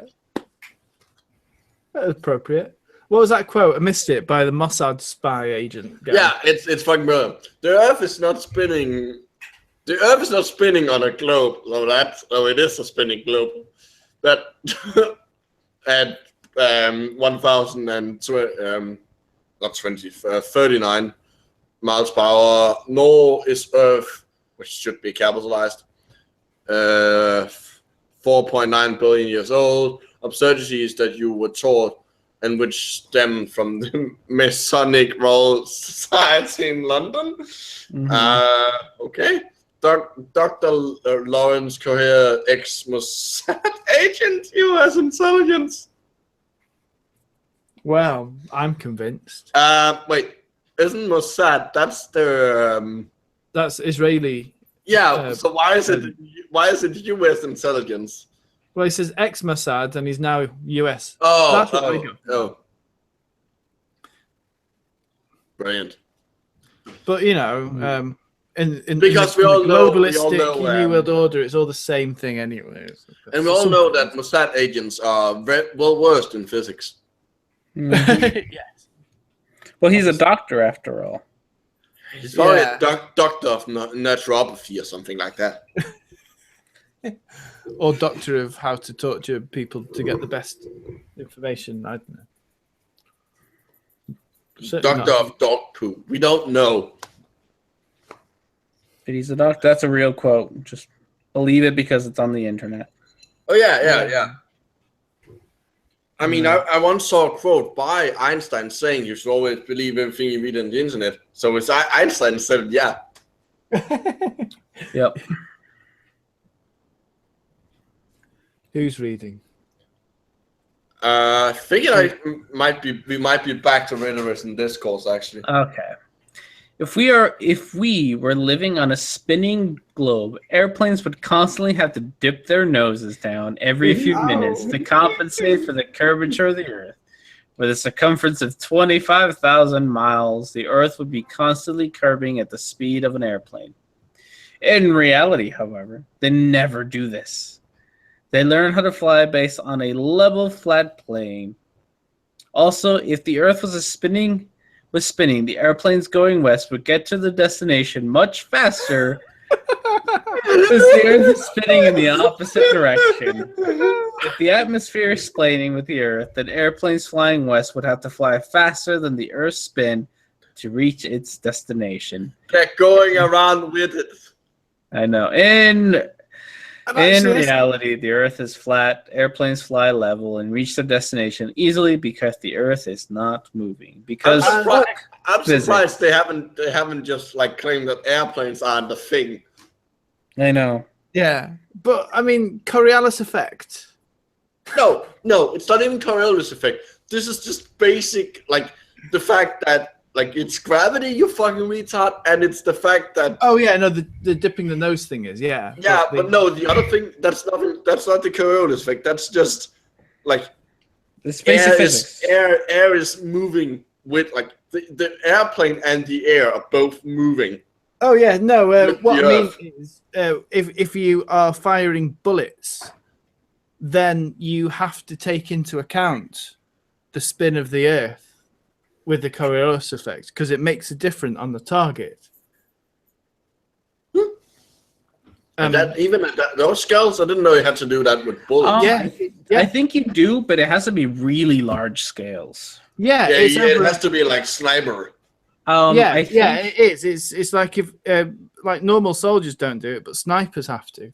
Snipers If have well, you're no, to shooting over a mile, if you're shooting over like 1800 meters, then it makes a difference. And I know that there was I want to say there was a German cannon during World War I or II. Probably one. They were so powerful that you had to take it into effect. Yeah. There was one. I fucking can't remember the name of it now. Yeah. But there was one cannon that like it was fucking huge. Yeah. And you It's needed to one take of the it. largest conventional weapons ever constructed that are like conventional weapons in the sense of not being a missile, but being like I think an it was explosion behind it. it was also a rail gun, but not in the sense that it of an electromagnetic rail gun. It was a big gun mounted on a railway. Here we go. Yeah. It's called the Paris gun. Yeah, that's the name. Yeah. Yeah, and it's fucking huge. Where the biggest like conventional gun ever constructed was Project Babylon, which was after Saddam Hussein wasn't allowed to have weapons of mass destruction anymore. His idea was to construct a giant barrel that would basically fire like it was like a normal gun. The inside of the barrel was even what's that called when there's like a spiral inside it. Rifled. Yeah, rifled. Thank you. Yeah, the inside was even rifled, And the idea was to fire, like it was like the barrel was like a meter in diameter, and the idea was to fire a like a giant bullet into low Earth orbit and drop it down. The main problem with this thing was that you couldn't aim it. It was so long that you couldn't actually aim it or point it anywhere or move it around. So it's just like a large tube that you could easily bomb. And some of the parts were constructed. They were actually constructed in the UK, and there was a UK. It was kind of revealed by a UK politician asking the rather obvious question, because they bought it under the pretense of being sewage pipe. And this UK politician, whose name I can't remember, basically asked about an obvious question: if it was sewage pipe, why would a great big thumping muscle on it? Yeah. Yeah, but this idea very much just defies the first law of Newton's first law. And it really defines it shows you just how stupid flat earthers are. I mean, if their idea of the world is true, then if you throw a ball while you're inside your car, it should go flying backwards at like 60 miles an hour. Smash through your window. Yeah. No, but interestingly, have you ever had a helium balloon inside a car and accelerated and done the braking? Oh, helium balloons are fun in cars. Yeah, because they go the opposite way. They go backwards.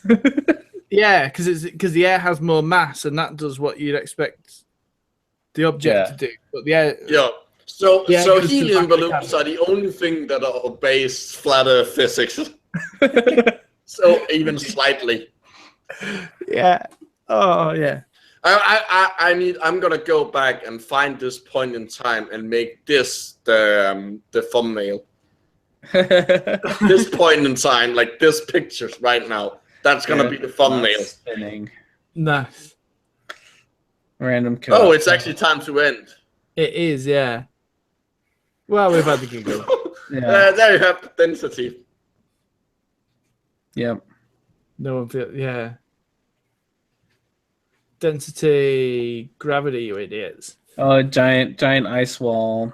Oh yeah, that's the other thing. Flat earthers think that there's a giant ice wall around, like Antarctica isn't like a continent at the bottom of the Earth. It's actually a giant ice wall, and you're not allowed to go beyond it. It's patrolled. Yeah, even though you are, that's okay. You can go there. You can fly. You like if you want to, you can literally fly over the South Pole. There's one dude, I don't think he makes videos. His name is Geistview, and he was stationed in Antarctica. He does make videos, but they're like drone videos. Yeah. Oh yeah, he does. Yeah, Geistview. If you ever get a chance to talk to him, he'll tell you about being stationed in Antarctica. Yeah. And I have talked to him. He's been on Red's Hangouts. Yeah. So if you ever want to know what it's like to be stationed in Antarctica and how like easygoing it is and how they don't patrol the goddamn continent, Geistview. Also, that's like the amount of area you would have to patrol there, and the amount of ships you would need. Oh yeah, I mean it would be hugely expensive. That is how parts of Antarctica look. That's called a glacier. Yeah. Other parts have penguins on them. Yeah. No. The penguins are probably in on it.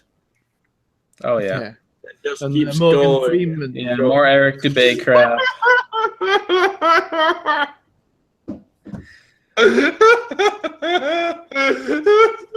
Nope. It's all a lie. Oh. Boobs. Wow. Oh, look. What a surprise. Yeah, Eric Dubay is featured on here quite a bit. They are not really keeping their page up to date. Because it's not there anymore because the YouTube channel was closed.